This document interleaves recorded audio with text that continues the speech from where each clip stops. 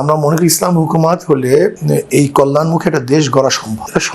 সেহেতু মানুষ বিভিন্ন দল দেখেছে, আগে বিভিন্ন গোষ্ঠীর শাসন দেখেছে, এখন আমরা যা দেখলাম মানুষ পরিবর্তন চায়।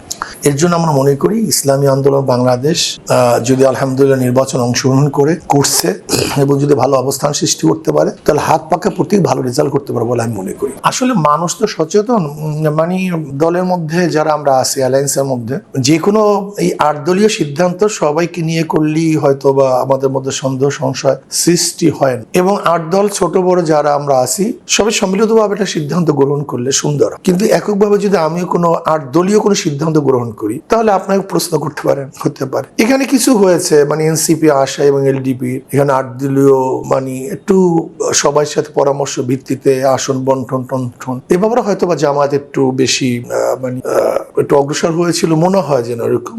আমাদের দৃষ্টিতে আমাদের দলীয় এ গ্রেড 143টা সিট, 43টা সিট, এটা আমাদের দলীয়। তার মানে এই না আমি 143 সিট চেয়েছি, কথা ঠিক না। এবার বিএসসি এগুলো আমাদের দলীয় অবজারভেশন আমরা যেগুলো করছি। এরপরে আমরা কেউ কারোর কাছে সিট চাই বা কোনো দলই বলে না জামাতে এগুলো সিট। এনসিপি মনে হয় শর্ত সারায়ত করছে, সেটা ভিন্ন কথা জামাতের সাথে।